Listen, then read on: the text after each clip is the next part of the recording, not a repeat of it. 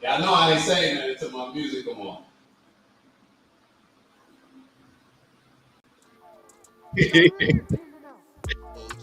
Grand Rising, good people. Shout out to Big Bro Steve in the building, bright and early. I hope everyone had a great weekend. This is going to be our greatest week ever. I promise. I promise. This is going to be our greatest week ever. Why not? Why? I'll tell you the why. Because it is the now. This book right here is changing my life. It's changing my life, changing my perspective in an amazing way. If y'all have not tapped into this book, then I don't know what to tell y'all. Let me know. I'm damn near about to send the whole world a free copy. Shout out to iRock in the building. Good morning to Big Bro Steve. Good Monday morning. Good morning to iRock. We got a lot to talk about today. I'll be honest. I'm glad that I've been watching a lot of these Bob Marley interviews, man. Shout out to Skeeg in the building. Because I don't know how to describe it. Matter of fact, cut the music. We good on that. It's been let me turn that fan down in the back. Professor! Let me turn the fan down in the back.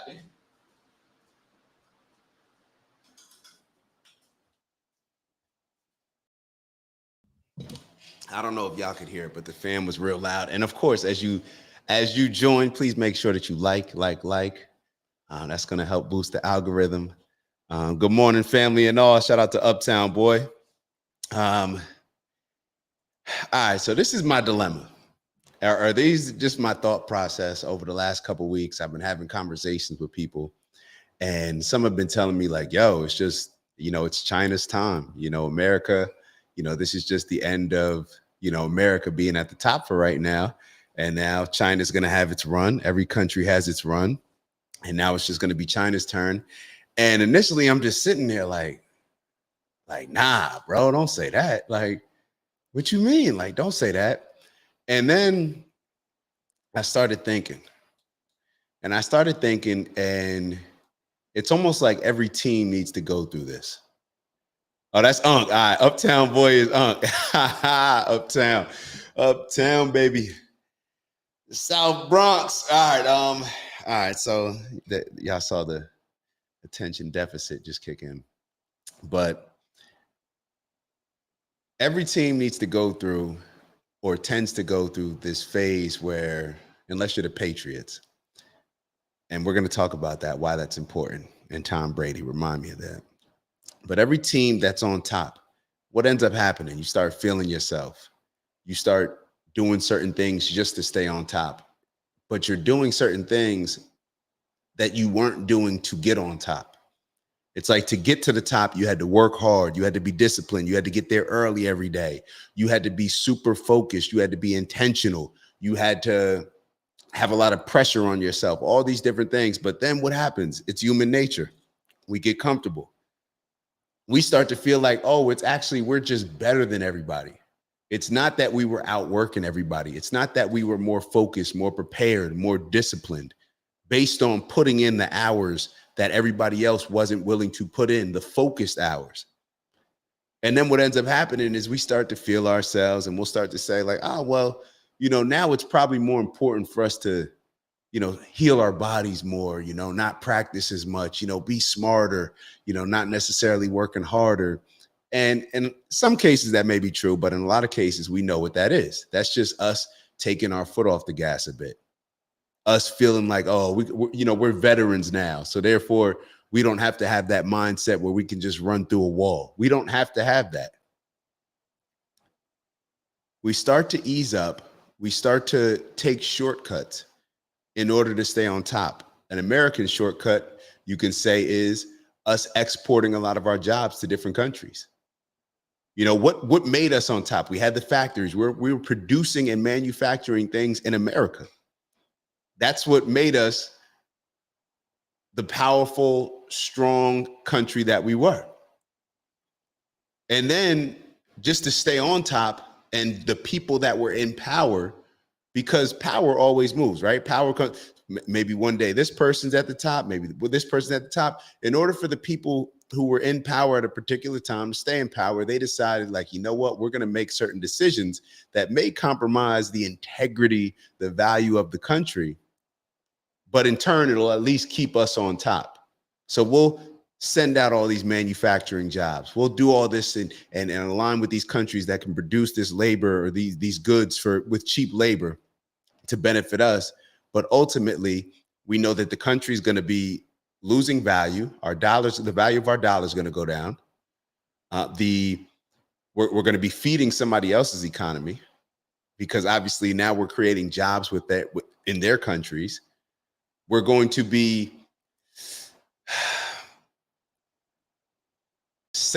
being sold, or I guess this is where the whole college mindset comes into play, where, you got the colleges, we were sold on college, and we'd have these jobs that come after that. And we were sold on corporate rather than trade, not the manufacturer. Everything that we were pushed to do was just to align with what made sense for the elites and not necessarily what made sense for us. So this is the conversations that I've been having. So at first, when I first heard that, I wanted to be in defensive mode. When I first heard, like, it's over for America. But then I realized that in every time, whether it's chaos or whether a team is falling off, sometimes what that does is it highlights certain problems that you had even when you were winning. Shout out to my old football coach, Coach Shoot, college football coach. Probably the most, what would I call him? I was just going to say the best coach that I've ever had, but the smartest coach that I've ever had. Smartest coach that I've ever had. He used to talk about wins and losses. He said, yeah, look, the same things that are going to show up in a win, or that show up in a loss, show up in a win, but we just don't tend to pay attention to them. They're just magnified in losses. And that's why a lot of times when you do lose, your coaches have to be extra hard on you, because that's the same stuff that you were doing when we won, but you just got away with it and didn't see it as much of a problem. So therefore, they have to highlight it when it is in a loss. Let me turn my phone off. So perhaps we need to have a lot of these things highlighted in our country. Perhaps we need to understand that all of this stuff that we've been convinced to hate each other because of race, to hate each other because of religion, to hate each other because of this, because of that, to hate each other, man versus women, all of these things that have been thrown in our face to distract us in one particular way or another, while the things that we should really be getting upset about, we're not paying attention to, they're all coming to a head. We are reaching that point. And maybe that's a good point that we reach. Maybe we are getting ready to reach that rock bottom that a lot of addicts may need in order to wake up and figure out, like, hey, I got to change this situation. Maybe we are getting ready to reach that, because I'm going to play an interview today, and I'm not sure if I'm going to start off with it. It's funny because this was probably the last video that I reviewed getting ready for the show. And it's a Matt Walsh video, and Matt Walsh is discussing his opinions on America being conquered and America being settled when the settlers came. And we're going to then look at an interview with Bob Marley that we were already going to look at some points in there. And I think the Matt Walsh interview is going to be very telling that we have been completely fooled and bamboozled in the name of God in a lot of ways.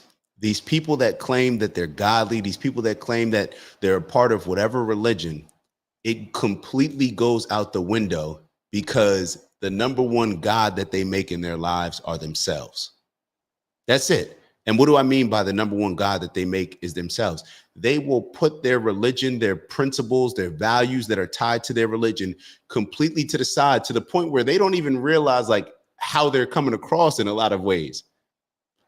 Talking about, well, that wasn't against the law. They had no laws. Well, what about your laws of, aren't you a part of a religion? Isn't that the most prioritized? Isn't that the laws, aren't the religious laws the ones that we hold in the highest regard? Aren't those the ones that are supposed to shape how we see the world, our perspective on things, how we treat each other, our connection with one another. And aren't those the ones that are supposed to shape the actual governmental laws in a lot of ways when it comes to values, principles, and morals? So it's we're going to go through a lot. And honestly, I'm glad that I found this Matt Walsh interview because, you know, I was bouncing around between, like, do you just keep covering the Epstein stuff? Do you now just cover and we'll watch a little bit of a video on the Tulsi Gabbard, Barack Obama, you know, her coming after them thing. We were supposed to watch it on the last show, and to be totally honest, it just wasn't really that interesting to me. You know, it wasn't really that interesting to me, although that I do think that there was a hoax against Donald Trump when it comes to Russiagate, and we've covered that before. I'll be totally honest with you, because it's like you're uncovering one thing, but then you're covering up another thing, and you're sitting back thinking that we're not like paying attention to this stuff. So perhaps we'll get to that. I'll tell you some videos that we will get to. We're going to get to Bill Gates on owning farms. We'll definitely get to that. We'll get to this X thread that was talking about, and I'm not sure if you guys have seen it. There was a situation where I don't even know where they were, but I thought it was just a guy getting beat up, and I wasn't sure if it was from like a drunk driver or something like that. There was a person being assaulted at some jazz festival. I don't know what happened. I don't know what the issue was. Maybe actually this is two different situations, the one that I'm talking about. Actually, I think this is a different situation.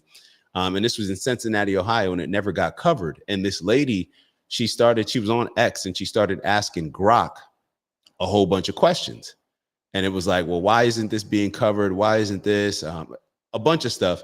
And Grok was answering it, saying that, you know, America and the news and mainstream news outlets, they tend to highlight white on black crime while sweeping black on white crime under the rug.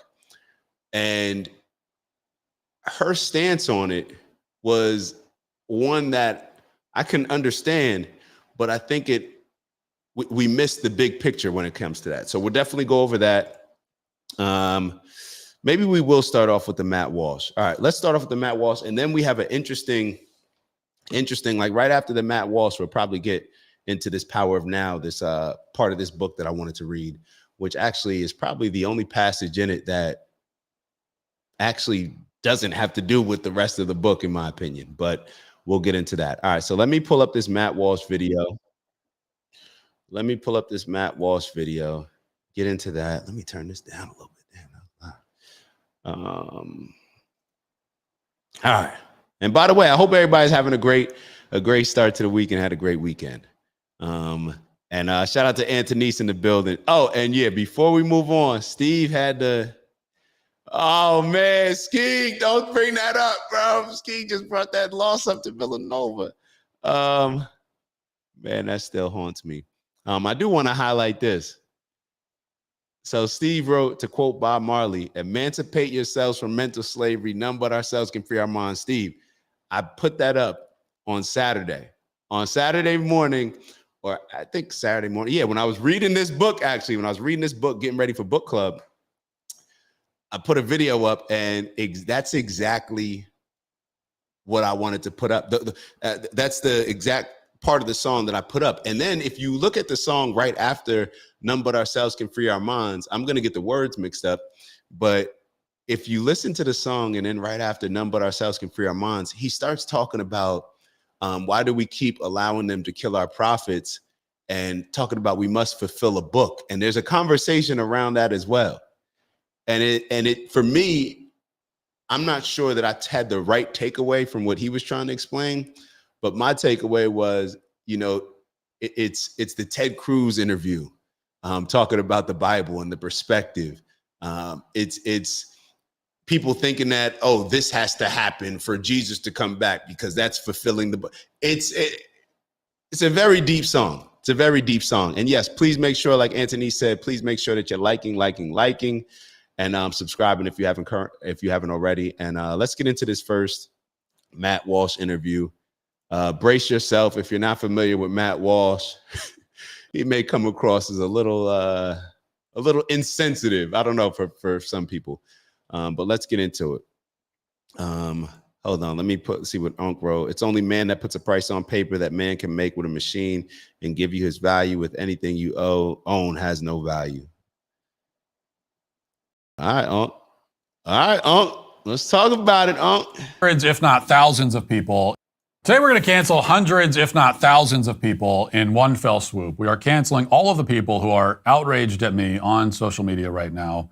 Now, of course, there are always people outraged at me on social media, but there has been an unusually intense wave of it due to something I posted on X yesterday. I was reiterating something I said on the show earlier that day, which itself was a reiteration of something that I've said many times on the show.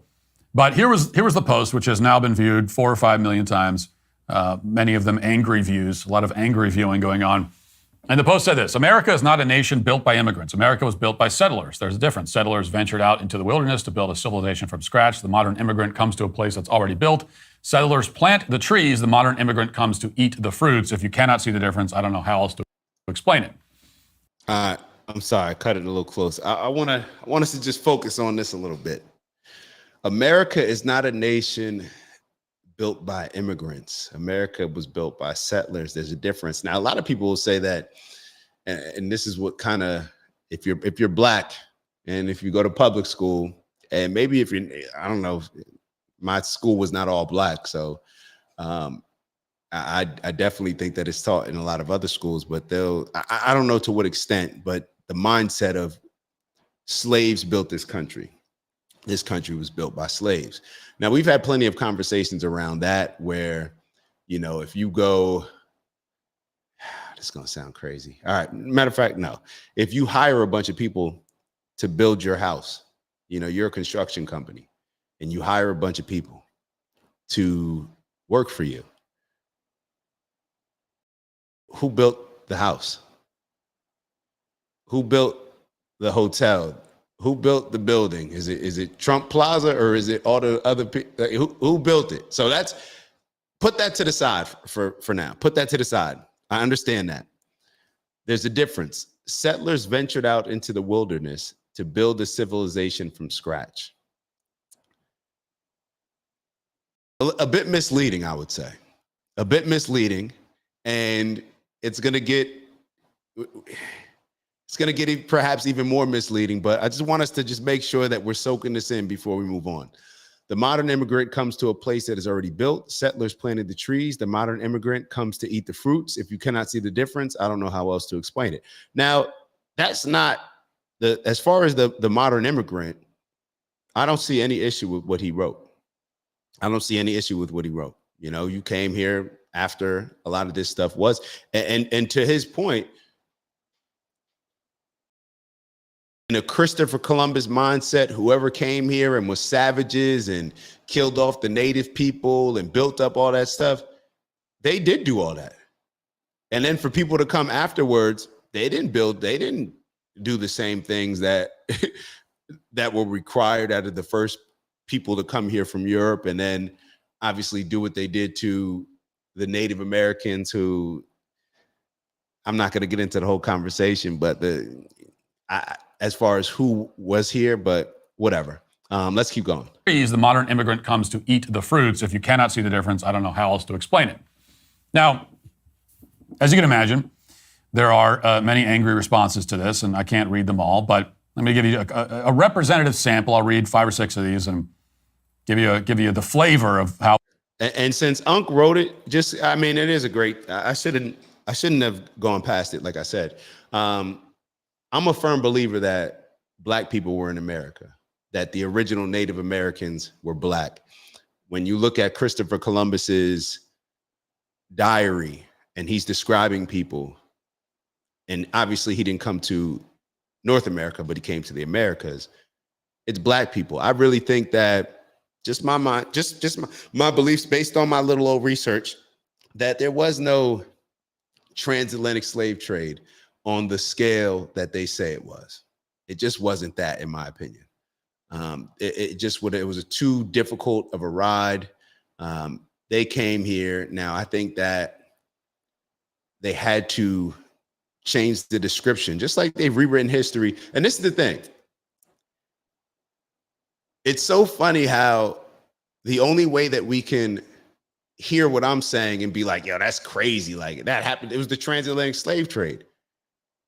Like there weren't black people here. The whole reasoning behind that is because we've been indoctrinated so well. The quote unquote school system that lies about a whole bunch of other stuff. Like people, it's like now all of a sudden when they're teaching you something, they're not going to lie. The same way that when they were teaching the slaves the Bible, teaching them one type of religion, one type of Christianity, telling them to obey their earthly masters. And, you know, this is why you have to be, you know, suffer here. The same reason that they were rationalizing slavery, saying that, hey, these are beasts. These are not actual humans. They're not full humans. Do we not think that these same people would lie? I mean, do we not see what's going on around the world right now? Where we have people will do anything to claim a particular piece of land and the reasoning and justification for why they have that land. So it's a lot easier to convince future generations that, hey, you know, you're not from here. So therefore, if I convince you that you're not from here, you'll never feel that you're actually entitled to this land. Look at what's going on between Israel and Palestine. Clearly, people will hold on and fight for things that they believe they are entitled to. So what's the easiest way for that not to happen? Oh, yeah, no. Your people weren't from here. We got y'all from Africa. We got y'all from Africa. We're going to bring you across this Mississippi River and act like it's the Atlantic Ocean and then tell you this and get you all turned upside down. That's a little deep for a lot of people I know, but that's to what Unc is talking about. And there's a lot of books on this. They came before Columbus. There's a lot of books that discuss this. So if you are interested in it, then please feel free. Please feel free. All right, let's keep going. People are responding. First one says, slaves shipped from Africa provided the white settlers, colonizers free bonded lifelong slave labor, while white settler colonizers killed Native Americans. A civilization to be proud of? Another says, the Americas were already inhabited by tens of millions, maybe even hundreds of millions of indigenous people long before colonizers arrived. Another says, you constantly dog whistle for white supremacy, yet you remain a confused bigot whose base consists of people who can't be bothered to read a history book or any book for that matter.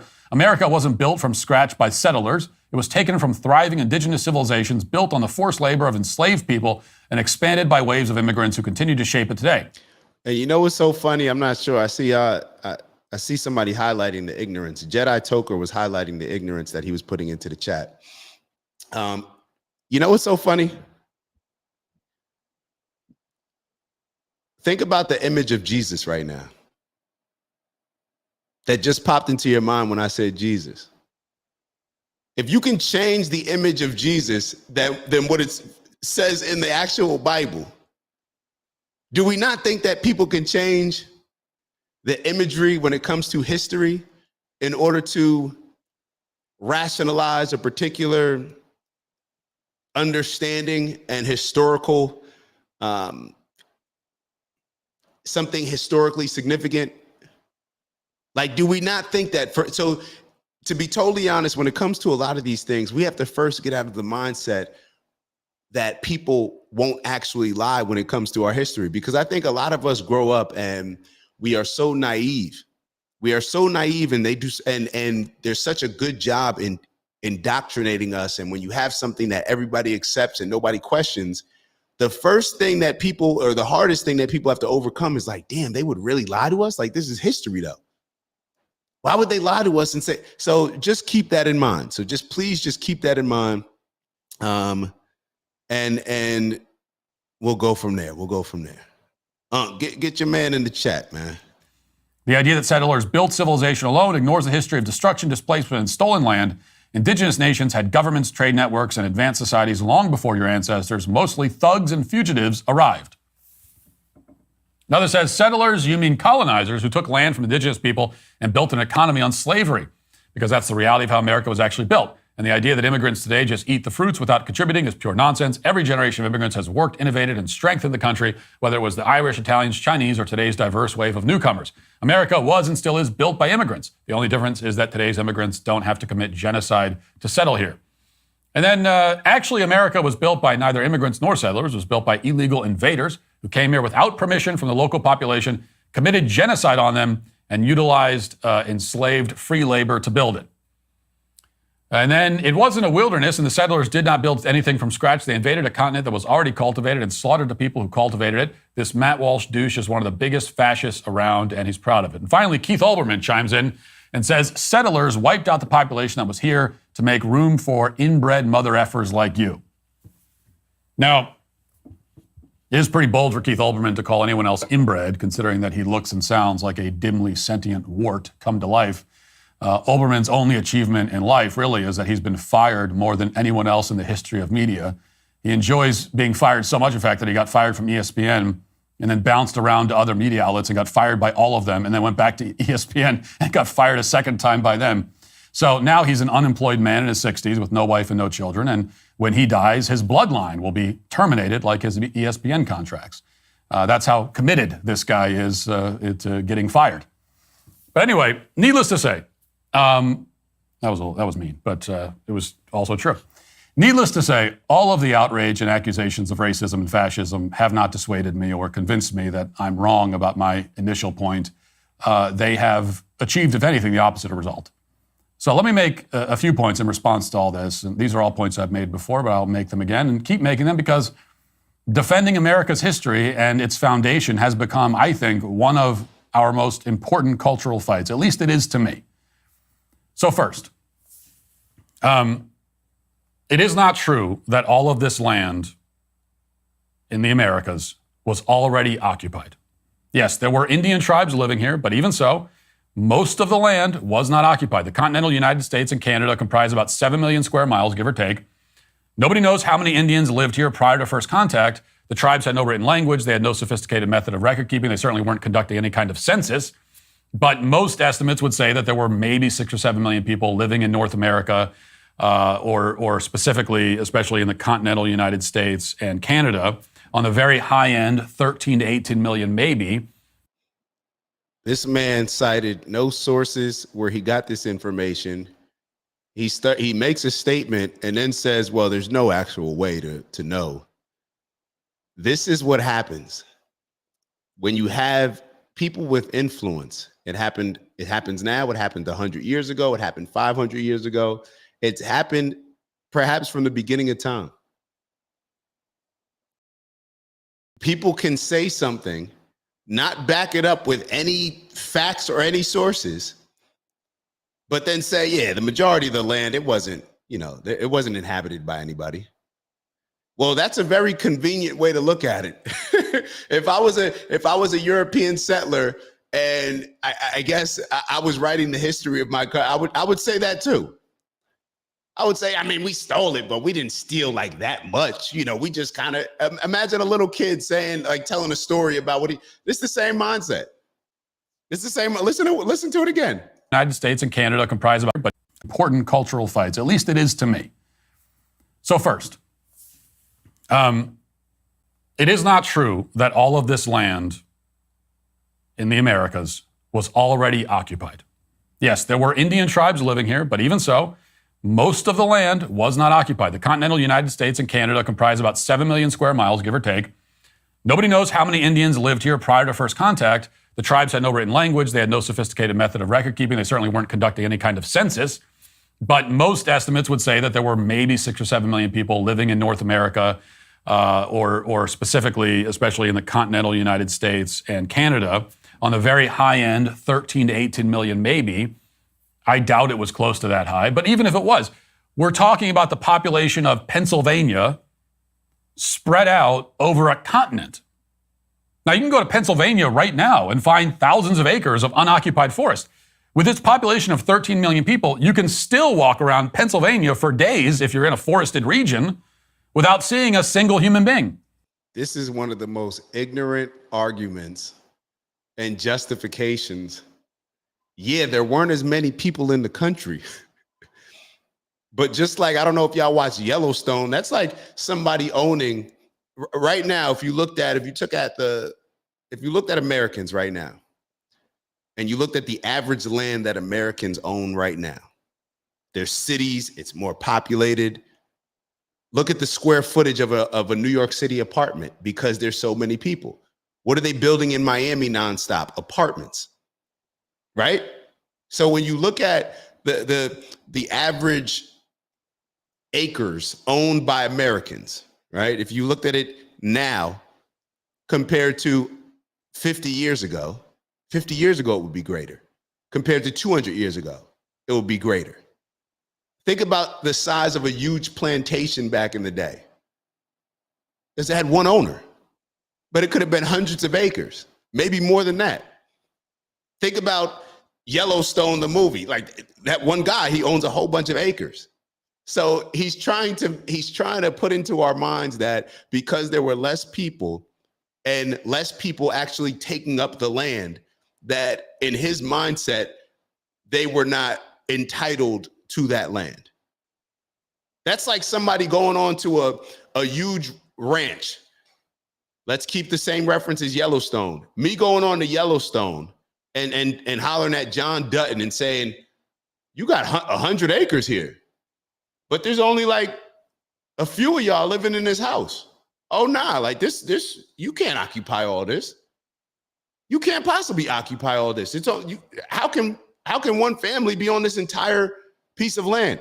You see the mindset, like it's a let's just keep going though. It's the rationalization and justification of this stuff is insane. It's insane. That's like going back to, it's like saying, I hate to always reference Israel and Palestine, but that's what is being fought over and is the topic of discussion right now. That's like saying, oh, well, because there were a lot more people, I'm sure there's a lot more people that occupy what is called Israel and Palestine probably now, or I don't even know. I was going to say it's more people probably there now than there were 3,000 years ago when people are making claims to the land. But does that mean that the land wasn't? Y'all get what I'm saying. All right. So now imagine that population spread out over the entire continental US and Canada. Now you could travel for weeks and months and never see another human. History, economics, the great works of literature, the meaning of the U.S. Constitution. Did you study these things? A lot. That's why I'm online. So, all right, the point. Almost vast majority. Hillsdale.edu/Walsh. The point is that the vast majority of this land was not occupied. This man is making statements and has no idea. He has not given us one reference. Who are we going by? Are we going by Christopher Columbus's journal, or obviously not Christopher? We're going by a conqueror's journal. Like, what are we going by? Oh, the people that were here, they had no language, so therefore we just got to go off of our own history. Almost all of it was not occupied. Almost all of it was not occupied. This is what this man just said. And I don't want y'all to look at this as if he's an anomaly. I don't necessarily believe that he's the exception when it comes to America and Americans and the mindset on a lot of our history as far as this country. I don't think he's the exception. Is that the vast majority of this land was not occupied. Almost all of it was not occupied. Almost all of it was empty of human life. Nobody was living in it. Nobody was using it. This side of the world was mostly empty of human life. Now, does that mean that all of this land was unclaimed? No, not exactly. Most of it had been claimed by some native tribe or another. But what does that mean? Well, let's take a look at one example, okay? Let's use actual examples. The Cherokee, for instance. By the beginning of the 16th century, the Cherokee claimed an incredibly vast swath of land that would include modern-day West Virginia, Kentucky, Virginia, North Carolina, Tennessee, South Carolina, I think Georgia and Alabama too. So that's like 30 or 40,000 square miles. Okay, that was Cherokee land. There were only maybe 20 or 25,000 Cherokee people total. That's about 2 square miles of land per individual. That's like if half the population of Scranton, Pennsylvania claimed that it owned 7 entire American states. Now, it's absurd. So when we say that it was Cherokee land, all we mean is that a very small primitive tribe had driven out or killed whichever group was there before and announced that it owned an absurdly huge slice of land. A white settler could have been. Time out, yo. Hold on. I gotta. All right. So let me show y'all what I just did. Something maybe I don't know if you guys will. This is what happens. This is what happens. This is what happens. Stick with me on this one. Stick with me on this one. I want to share something that I just looked up on ChatGPT, and I can remember my parents and we went to the Schomburg Library in Harlem, and whenever I go to these slave museums or these museums that include slavery and stuff, I'm always like, yo, that's not true. I'm like, yo, who put this up? Like, that's just not true. Like, all of these people didn't come over on the transatlantic slave trade. Like, it's been proven, like it's been put out there. Like, a lot of historians have talked about it. So let me give y'all an example of this. All right. Let me share this screen. Hold on. I'm gonna share the screen for y'all. And this is obviously it's ChatGPT, so you got to bear with me. It's ChatGPT, so you got to bear with me. Look at this. Take a look at this. All right, so look what I initially asked ChatGPT. I said, how many Black Americans are in America right now? As of 2023, there's approximately 48.3 million people in the United States identified as Black. All right, so 48.3 million people. Keep that in mind. Let me just check to make sure y'all can see this. 48.3 million people. So then I asked ChatGPT, how many Black slaves came over in the Atlantic slave trade? It is estimated approximately 12.5 million people, African people, were forcibly transported across the Atlantic to the Americas during the transatlantic slave trade, which lasted from the 15th century until the 19th century. All right. So of these, 10.7 million survived the brutal Middle Passage. Look at this right here. And obviously, and I'm not sure if you guys are scrolling below, but I said this number has been proven to not be, has proved to not be true. And look what ChatGPT says. You're correct. The more recent research has revised the numbers of enslaved Africans brought to the Americas. The figure of 12.5 million is widely cited, but historians and researchers now recognize that the number might be lower than initially thought, particularly when looking at more recent studies and improved methods of data collection. According to modern scholarship, the number of Africans forcibly transported to the Americas is now estimated to be closer to 10.7 million to 12 million. Okay, that's not, I wouldn't even say that that's a significant difference. But I want y'all to look at this right here.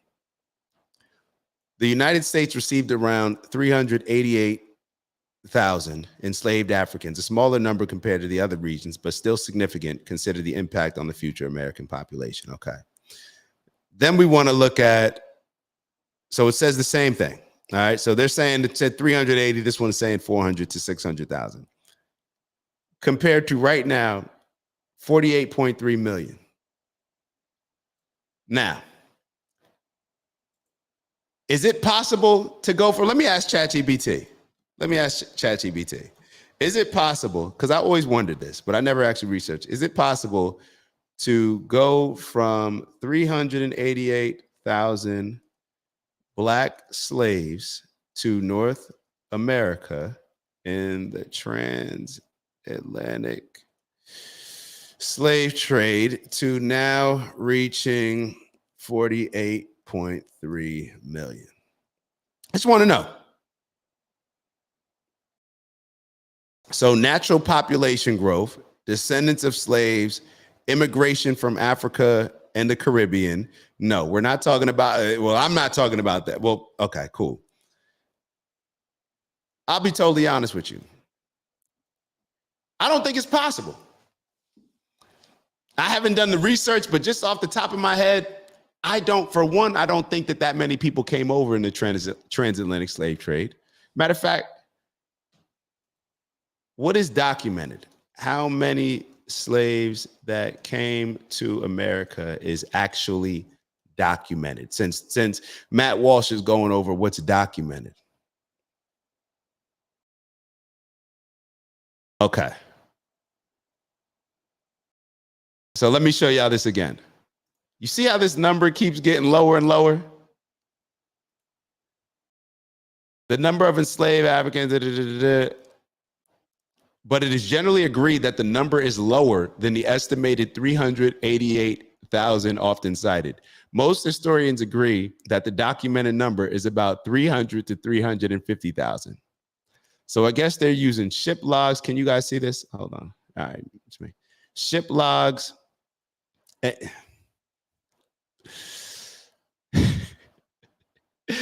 Yo, it's all, yo, honestly, I'll be totally honest. You guys tell me if it was different for you all. When I grew up in school, I was thinking that millions came to America, because you just look around and you're like, okay, the America, even though Matt Walsh is saying what he's saying, was populated by all of these Native Americans, right? All these Native Americans. But now all of those Native Americans, yeah, they killed off so many of them that I don't even see Native Americans around. They're just all on reservations.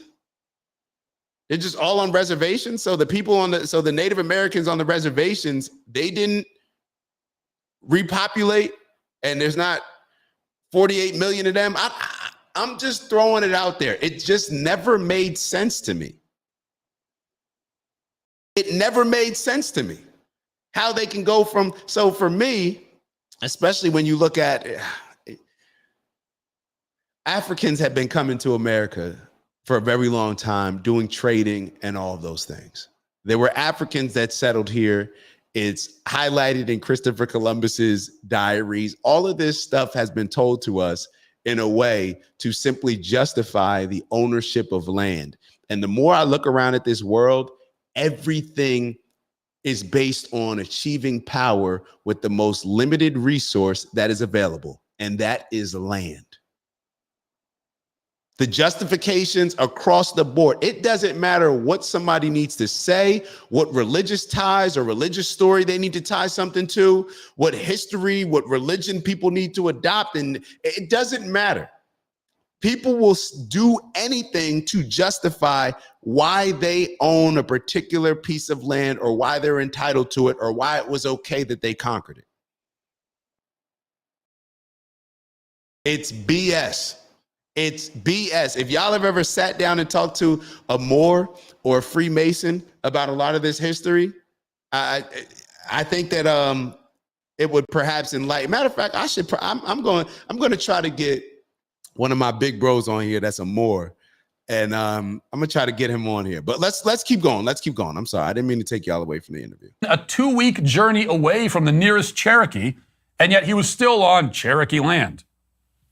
And it was Cherokee land only because the Cherokee said so, and for no other reason. But in truth, it was unoccupied wilderness. So what they don't emphasize in school is that white settlers were very often slaughtered by Indians for building a small cabin many, many miles from the nearest Indian village. And yet... Yo, hold up. What? Yo, do you hear this? Do you hear what this man is saying? These poor white settlers, they built these cabins. They weren't even close to the Indian village, and they were slaughtered.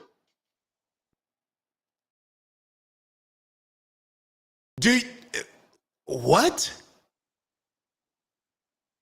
So now you went from the mindset, and pay attention to this, because I know what he's going to say after this. So it's almost like he's now in the mindset of like, yo, there's plenty of land for us all to live on. It's all good. So now he's the Native American. Now he's no longer the colonizer.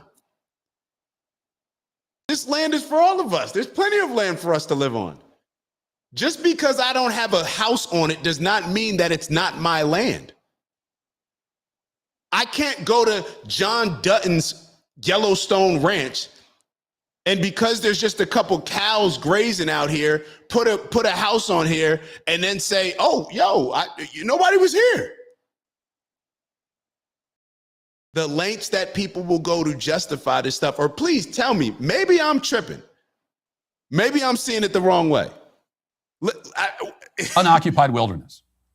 So what they don't emphasize in school is that white settlers were very often slaughtered by Indians for building a small cabin many, many miles from the nearest Indian village. Real quick question. I'm sorry. I know I keep stopping. Was that before or after they started paying people for scalps? Was this before or after the government started paying citizens, not the military? Was this before or after the government started paying people for Native American scalps? I just want to know whether this is before or after that. And yet somehow we're supposed to see the white settlers as the bad guys in that scenario.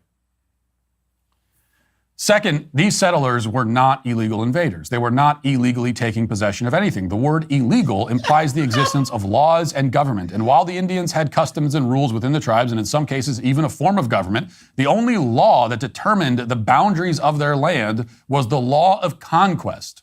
So now he started off saying that there's no way to know what was going on with the Native Americans because they had no written language and we didn't. But now he's talking about their laws. Now he's saying what their laws were.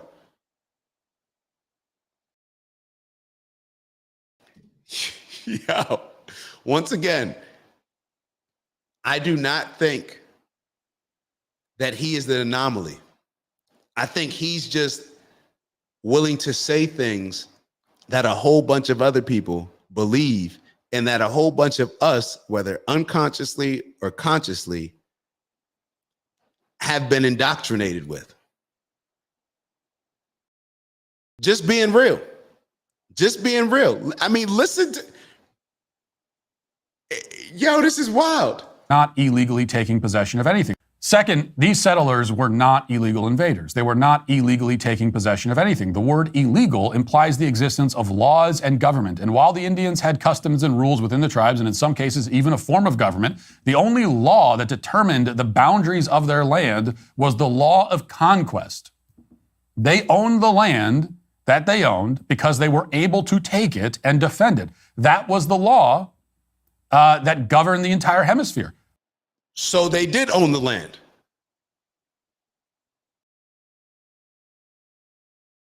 They owned the land by conquest. Sounds pretty familiar. They owned the land by conquering it. Like, yo. The only law that determined the boundaries of their land was the law of conquest. They owned the land that they owned because they were able to take it and defend it. That was the law that governed the entire hemisphere. Whatever you can take is yours. The concept of illegally taking something didn't really exist because if you could take it, then it wasn't illegal. Yo. These people are not, these fake, Matt Walsh is supposed to be, hold on. Before I say it, is Matt Walsh Christian? I'm looking it up. Hold on. All right, because I just want to make sure, because I've heard him plenty of times openly talk about his faith, his Christian faith, while he's on his show and use it to justify different things. This is what I mean when I say religion is BS and I have no respect for it, and that people don't praise a God. People don't see the godliness in each other. They just see their individual selves as the God. And this is why we live in the society that we live in today. This is why we see all the violence in Israel and Palestine. This is how we see the racial energy that has taken place now in America and what has happened with all these slave trades. This is why we had the Arab slave trade. This is why they had all the manifest destiny. This is why all of this stuff has happened.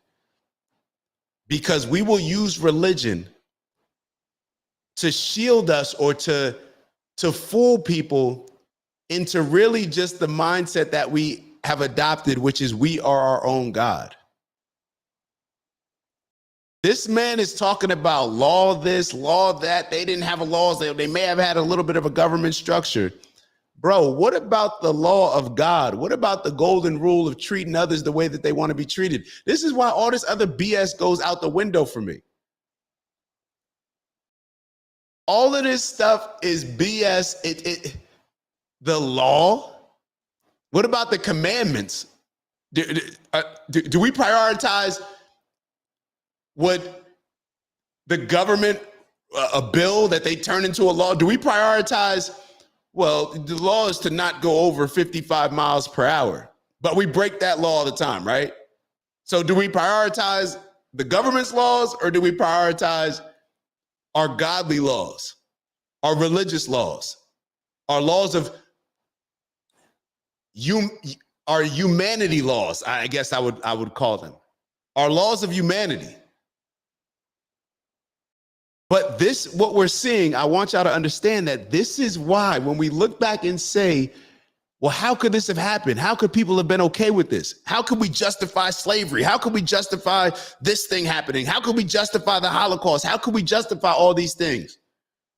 It's because the majority of us will sit back and hear somebody like Matt Walsh, who has a big voice, a big influence, and the majority of us, the majority of people, let's just be honest, the majority of us are sheep. We just go along with it. So they create an environment where we're more focused on survival. So we prioritize our individual needs because, hey, I'm just trying to survive. I'm just trying to get by. They dangle these material objects in front of our face. So now we're always chasing something. So therefore we prioritize what we're chasing rather than prioritize the things that are supposed to govern the way that we live our lives. I can't be righteous. I can't stand up. I can't say, hey, that's wrong. Stop killing these people. I can't say that because then I'm going to lose my job.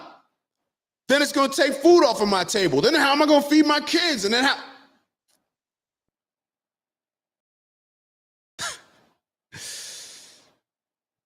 A society of cowards, man. That's what we are. A society of cowards. And here we have all these heroes. A lot of times our heroes, the people, think about the people that are our heroes, whether it's Jesus, whether it's a different prophet, whether it's Malcolm X, whether it's whoever it is for you. What do they all have in common? They suffered. So the people that we praise, the people that we hold in the highest regards, we celebrate them for suffering, for sacrificing, for the greater good and living a principled life. We celebrate them for it, but how do we live our lives? We do the exact opposite. And then we sit here and wonder like, oh my God, the country's in a bad place. Oh my God, there's racist people here. There's sexist people. What do we expect when we're not moving, when we're condoning all this stuff with our silence? When we're not addressing certain things, when we're not living up to the standards of the people that we supposedly celebrate? Do we just celebrate it because we actually agree with what they were pushing and what they were promoting? Or do we just celebrate them because they had the courage to do what we will never have to do ourselves?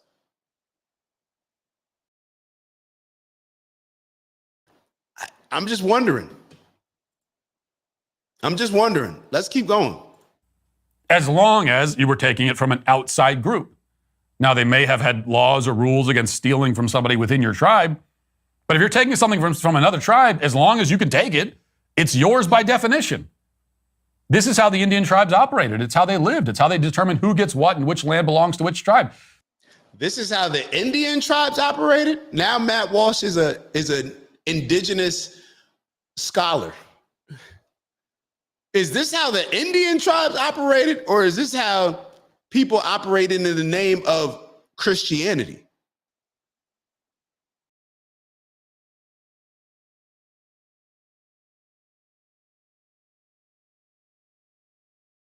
This is how the Indian tribes operated. This is... The settlers entered into that fray, into the ongoing game of war and conquest. They didn't start it. They didn't invent it. They didn't introduce it. They entered into it.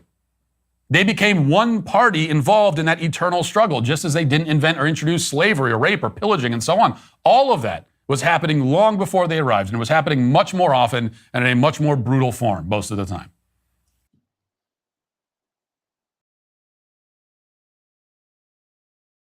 For somebody that started off the show claiming that he has no idea what was going on in America, with the Native Americans. See, to me, what he's doing is conflating different things. And we all know that slavery was happening throughout the world. But what's so funny about it is, you hear about the Arab slave trade. You hear about Christians being involved in different slave trades and just conquering and manifest destiny. And in the Bible, what it says is you can conquer a land if they're not already, I'm paraphrasing, praising, if they're not already, if they haven't accepted the Christian faith. You can kill the boys and men, and you can take the women as your wives, or you can just let them, whatever. Those are the things that it actually says.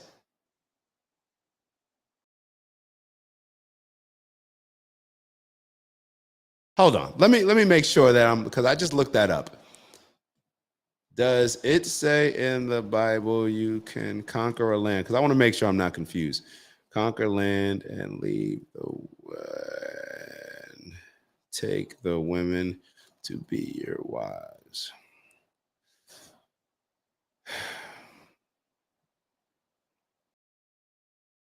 The conquest of Canaan.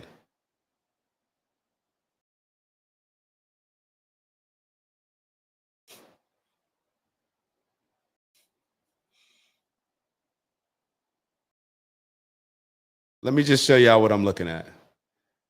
Just so now if I don't show y'all, y'all gonna be like, I guess it didn't say what he wanted it to say. No, it says exactly what I said it said. Conquer the land of Canaan, which was inhabited by various people groups. These wars are often described as acts of divine judgment against the Canaanites for their sins, and the Israelites were instructed to take possession of the land. This is so convenient. Imagine if I was writing a book, we're going to conquer this land because these people are savages and they're not living right. So therefore, we're going to conquer their land. In Deuteronomy, there's a provision where an Israelite soldier, after a successful campaign, could marry a captive woman, though there were rules regarding how this should be done respectfully. She was to be treated with dignity and not mistreated. That's BS. That's BS. And I just had the, oh my God, I just brought up the passages the other day. Hold on. What's the passage in the Bible where a man can rape a woman captive? Deuteronomy. When you go to war against your enemies and the Lord your God delivers them into your hands and you take captives, if you notice among the captives a beautiful woman and are attracted to her, you may take her as your wife. Bring her into your home and have her shave her head, trim her nails, and put aside the clothes she was wearing when captured. After she has lived in your house and mourned her father and mother for a month, then you may go to her and be her husband, and she'll be your wife. If you are not pleased with her, let her go wherever she wishes. Do not sell or treat her as a slave, since you have dishonored her. So since you already smashed, don't be disrespectful. Don't be a dick, pretty much. Yo.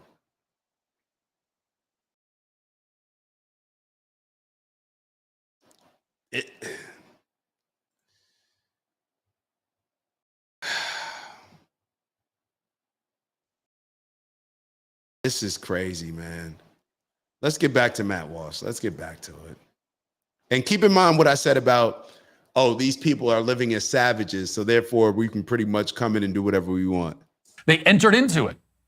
They became one party involved in that eternal struggle, just as they didn't invent or introduce slavery or rape or pillaging and so on. All of that was happening long before they arrived. And it was and the point that I wanted to make, I haven't heard any, have you guys ever heard of, it's funny, in America, I never heard of slavery happening. Now, I assume that it did happen. I don't know to what extent, but he's saying that it happened worse. I know the Arab slave trade through Africa, that was worse than based on my research, than the Atlantic slave trade, hands down. It was more brutal. It was longer. So that is just a fact.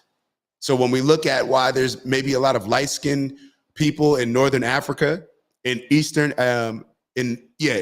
Africa, well, that's because there was an Arab slave trade that conquered that area. happening much more often and in a much more brutal form most of the time. Third, finally, to answer a question posed in one of the comments I just read, is our civilization one that we should be proud of, even in spite of its history of conquest? No, not in spite of that history. I'm proud of it in large part because of that history. It is one of the great triumphs of all time that our forefathers had to first conquer an ocean in order to then land on a giant mass of uncharted wilderness filled with untold dangers and wild beasts, and yes, primitive warring tribes, many of whom practiced human sacrifice and cannibalism, and who, if they captured you, would torture you for fun and rape your wife and children before killing you, maybe eating your internal organs and taking your family as their property. And yet, in the face of those unimaginable horrors, our forefathers and ancestors conquered this entire hemisphere and settled it and single-handedly dragged it out of the Stone Age and built from the wilderness the greatest civilization the world had ever known. Am I proud of that? Yes, I am. Now, the natives lived in the Americas for 20,000 years. And this is something that the left and the people who hate this country like to bring up all the time. Well, they were here for so long. Yeah, they were here for a long time. What did they do in that time? During that time, they never figured out the wheel. They never figured out written language. Most of them progressed hardly at all over the course of 200 centuries. They were still eating each other and living in tents, many of them. The great tribes of Mesoamerica had a...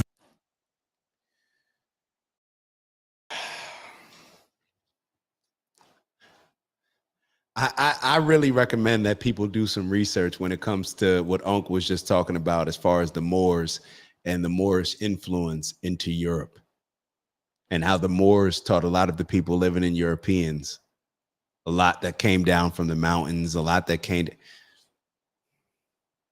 This is the same thing that was, and this is why I got upset with Candace Owens. I'm not upset, where I just remember the other day I said that Candace Owens in that interview with Nick Fuentes, she just wasn't prepared. She just didn't know about the Moors and the influence that the Black Moors had in Europe.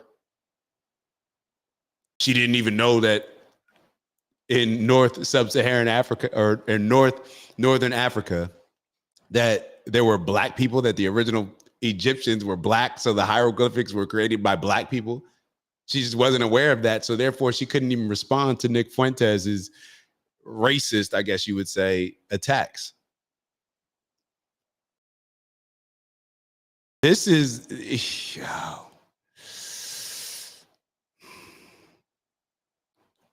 But this is a good thing. It's a good thing because we're seeing this. Well, hopefully a lot of people are seeing this. Hopefully we're in a position now where we're getting ready to finally hit rock bottom. And we're going to be forced to understand that, yeah, we're on this together. We're on this planet together. This, I don't know. Or maybe it needs to hit the fan more. Maybe we need more destruction. Maybe we need more violence. I don't know what we need. But I tell you the good thing about it. The worse that things get, the more it may rally the extreme people. But what it should also do is, and I thought that maybe it would do this in this election, but maybe moving forward, politics, I think, are just screwed maybe forever. Just because what they're based on, but the actual people, perhaps we can see how we're getting fooled and just pitted against each other, and we'll wake up and realize, like, yo, this isn't it. This isn't godly. Like, who here could listen to what Matt Walsh is saying right now and believe that he's a Christian? Is this Christ-like? Like, isn't that what Christianity is supposed to be based on? Christ-like? Could you ever imagine Christ? Not the Old Testament. I'm talking about Jesus, the stories that they describe as far as Jesus. I'm not talking about the book. Two totally different things. Because remember, Jesus didn't write the Bible. Jesus didn't write the Bible, right? As far as my understanding is, people wrote it years after he was passed away. And I'm sitting here wondering, like, yo, how y'all just let y'all man get hung up on this cross? Like, you couldn't just hang my man up on a cross and not have me survive to write a story about it.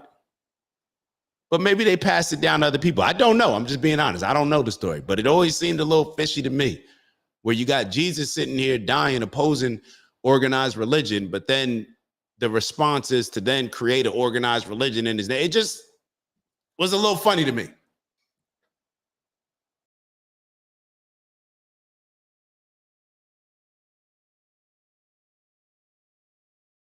And this is why I say, like, yo, you don't need to, don't tell me you're religious, bro. All you got to do is move. You should be able to tell how somebody moves. Oh, yo, are you Buddha? Like, you know what I'm saying? Just how you could see somebody and be like, yo, are you Indian? Are you Jamaican? Yeah. Yo, you Christian? I could just tell by how you behave, bro. I could just tell. You're Hindu. You should be able to tell based on how people move, not the jersey that they're wearing. Advanced the most. And by that, I mean, they had caught up to the ancient Egyptians by the time that the conquistadors showed up. They were building pyramids at a time when Europeans were using the printing press. Then European settlers arrived here, and in less than 3 centuries, they had established a nation. In another 70 or so years, that nation would stretch across the entire continent from one ocean to another. In another 50 years, they'd be digging a giant trench through the earth to physically connect one ocean to the other. At the same time, they would be building vehicles that can fly through the air. In another few decades, they'd be walking on the surface of the moon. Okay, these settlers took a wilderness sparsely inhabited by hostile Stone Age natives, and in a matter of a few centuries, built the greatest, most advanced, most globally dominant nation the world has ever known. Am I proud of that? Oh, yes. And that justifies why we killed and pillaged and raped and did everything else. Because, yo, you had the land, but, yo, you didn't develop it. Imagine imagine you going on to somebody's farm and saying, like, yo, I'm taking this. I'm going to kill everybody who's here, and I'm going to put apartments here. We're going to develop this land. Like, yo, you just got the land. You just got trees and cows and stuff here. Nah, I'm going to kill everybody here. I'm going to build some apartments. And then Matt Walsh will justify it and say, like, yo, they weren't doing nothing with it. They had cows out there. I built apartments. I built Trump Gaza.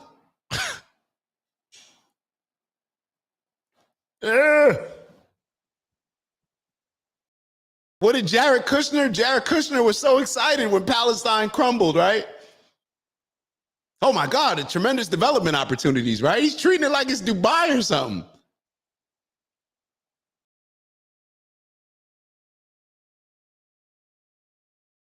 And I want to highlight what Steve just wrote, because this is deep, big bro. This is deep, and I'm glad that you wrote it.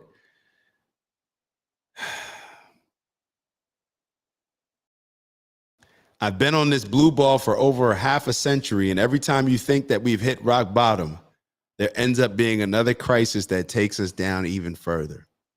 You are 100% right. It's like, oh yeah, we're finally going to hit rock bottom. Based on what I'm saying, oh, it's going to hit rock. You're right, big bro. These people are smart. They know just what to do. Create another crisis to take their attention and energy off of this to get to that. We see this all the time with people, whether it's addiction to drugs, whether it's trying to lose weight, whether it's trying to whatever. Oh, well, I was gonna, but then I had this other problem that's bigger than this, so therefore I had to prioritize that, and then all the other stuff goes out the window.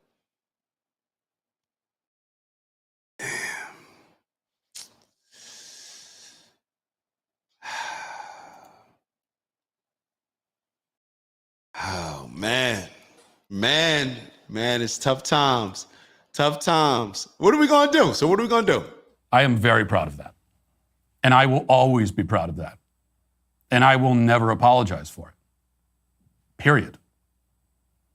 And that's why anyone who is not proud of it and who says that we should somehow be ashamed of these monumental human achievements is today canceled. Hey, YouTube, thanks for listening. Did he just say, Matt Walsh, real quick? I don't think anybody's ashamed of anybody creating the wheel. I don't think that's the part that they're ashamed of. I don't think that's the part that we're ashamed of. Oh, yeah, people developed the wheel. People advanced technology. I don't think that's the part that people are ashamed of. Because you could have done all those things where you were coming from, right? You didn't have to come here and take somebody else's. I mean, I'm just asking. All right, let's we need a couple of woosahs after that one. All right, let me damn.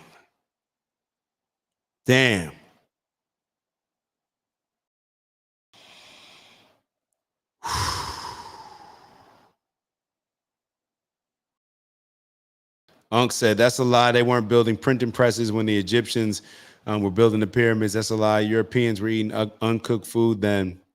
Like I said, Unc, we should look into that definitely with the Moors and the influence that they had on European culture. 30 years ago, I never would have thought we would be so divided, this much in debt, this blind to the obvious corruption, so controllable by the powers that be. It makes me sick to my stomach. I'll be honest, man. It's heavy. This stuff is heavy. Like sometimes I just walk around and I'm just, you hear certain things like a Matt Walsh, you see certain things that are going on and how people are just justifying it. And it's just like, damn.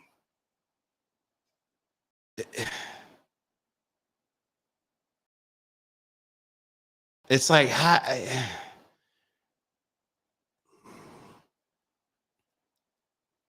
and I was thinking about this the other day where, because obviously what's the big elephant in the room when it comes to war? All right, we're talking about the Middle East. And I was thinking about how, the majority of us, even if we care, we don't, like, do we really care? And do we care to the extent that we should? And all of us, it's not just our entire country. Well, look at what's happening, between Israel and Palestine. Like,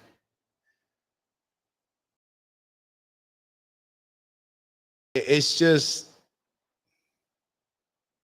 just shows how sick we are. It just shows how severely sick we are. And you know what's okay? So I want to read this passage in this book because when I read this yesterday, I was kind of like, damn, where did this part of this book come from?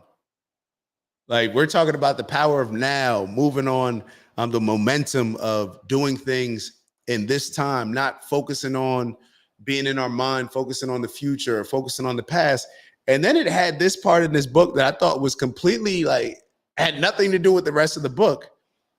But as I'm watching the Matt Walsh, what we just watched with Matt Walsh, when I watched it earlier, I'm like, yo, I was kind of, when I read this part in the book, I was kind of like, yo, why would they even put that in there? Like, what was the point of it? But I'm going to read it to you. What are they seeking? Carl Jung tells in one of his books of a conversation he had with a Native American chief who pointed out to him that in his perception, most white people have tense faces, staring eyes, and a cruel demeanor. He said, they are always seeking something. What are they seeking? The whites always want something. They are always uneasy and restless. We don't know what they want. We think they are mad. The undercurrent of constant unease started long before the rise of Western industrial civilization, of course. But in Western civilization, which now covers almost the entire globe, including most of the East, it manifests in an unprecedentedly acute form. It was already there at the time of Jesus, and it was there 600 years before that at the time of Buddha, and long before that. Why are you always anxious? Jesus asked his disciples. Can anxious thought add a single day to your life? And the Buddha taught that the root of suffering is to be found in our constant wanting and craving. So like I said, when I read this yesterday, I was like, yo, where did this come from? Like this racial, like him drawing him feeling the need to include what a Native American's perception was among white people and lumping all white people in the category. And this is why, and this is why what Matt Walsh says is so dangerous, because you'll have a lot of people that think like this.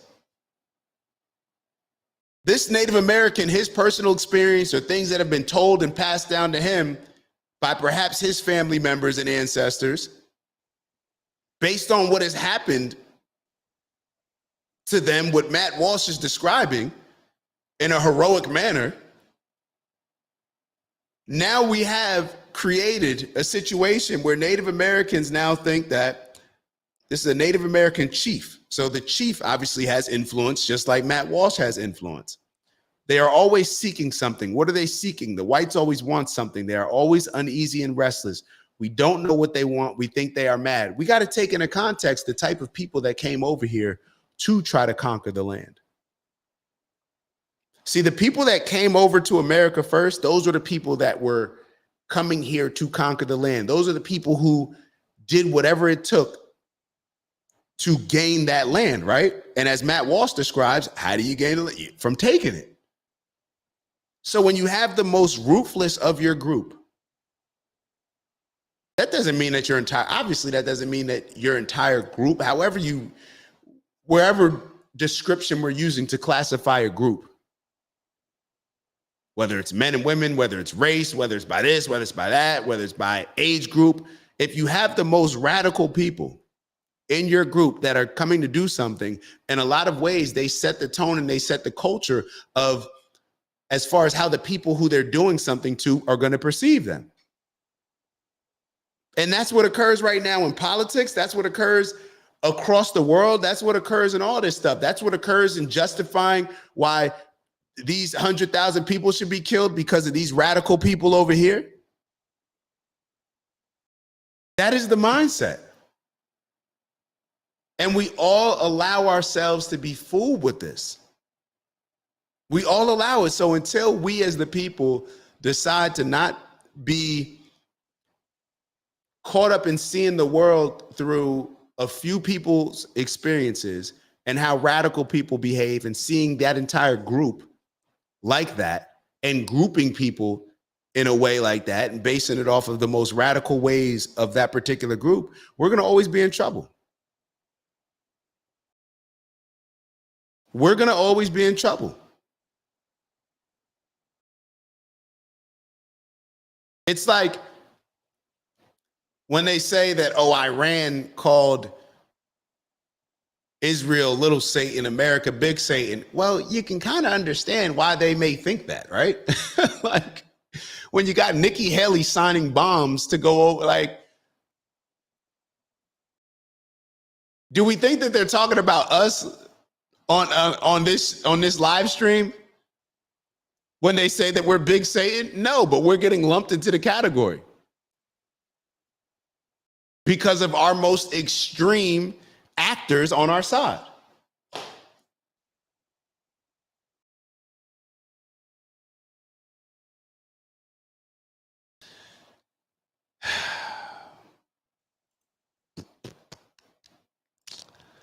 Interesting times. All right, so let's move on real quick. There's a couple different points of this interview. We're not going to look at the entire Bob Marley interview, even though we really should. I'm going to look at a couple different clips. I'm going to show you guys a couple different clips from Bob Marley. Hold on. Ah, man. Whoo, this stuff is heavy. All right. Come on. Focus up. Let's get into the Bob Marley real quick. You just kidding. Essentially, Marley's a quiet man. A difficult man to reach because he's got no interest in the hype vibe, which preoccupies so many rock stars. He upset many New Zealand journalists by refusing interviews. Not because of a sudden whim, but because really he isn't interested in that type of thing. Media. You see, if I run a newspaper, I would do a lot of interviews because what I want to say, I would get it across. But when I talk to someone who have to go to someone, and then I'm hesitant to fit up their business, and if it's too militant, them try to spread a type of propaganda. I mean, media, media is a different game. Media is a media control. You were badly hurt once because of what seemed to be some sort of political type shooting in your home country, Jamaica. Do you see dabbling in politics a good idea for someone in your position? Well, is it dabbling politics? I don't know what that is. You see, stand up and talk for my rights. I know what that is. See? And I don't care who the guy is. Because my right is my right, like my life. You know? All I have is my life. That means if I can say, I don't want that or I don't want this. When I check it out, the biggest man was a baby one time. So I don't know where him get all of these big ideas, want to be rulers over people. You see? And help enforce devilism. Can't dig it. Can't take it. We're rebel, man. We're revolutionaries, you know? Is that the way you see yourself? Yeah, I see myself as a revolutionary who don't have no help and not take no bribe from no one. I fight it single-handed with music. Rasta is the future. A revolutionary who takes no money from nobody, who fights my fight by myself with my music. I hope people can understand that. And I saw Unc say he lived in Baltimore. Yeah, he spent time in Baltimore. He spent time in Delaware too. He spent time in Delaware too. So I'm going to move on to the next clip. We're going to go to, it's a 26-minute interview. Maybe one day we'll look at the entire thing, but I have 2 parts highlighted for y'all to check out. Hold on. Share this tab instead. Full screen. All right, let me, Bob Marley got it. He saw through the BS early in his life and sought to speak his truth with his music. I'm telling you. I have no education. I have inspiration. If I was educated, I would be a damn fool. Oh my God, man. And this is why I asked the question earlier. Was he ahead of his time? Or are we just still stuck in the past to where, like you said, Steve, we're just going down the rabbit hole, getting more indoctrinated, getting more like, what is it? You know what I'm saying? Like, it's like I hear him talking. It's like, yo, these are all the answers for today. It's almost like when I hear Malcolm X talk about politics, I'm like, yo, the same thing's happening today. And it's like, yeah, it's the same thing that probably has always happened throughout the world, throughout eternity, throughout humanity. It's the fight for power. People who are insecure and feel less than are always looking for ways that they can control other groups of people. And they do it with different ways. And that way is called politics. That's where politics was born from. All right, let's take a look at this. From a point of music, because music is always conscious. But since the reggae come now, the reggae start talk about Africa, blackness, you know, in a militant way. So that is how that is how the lyrics differ from the O Island in the Sun. Well, who are some of your influences?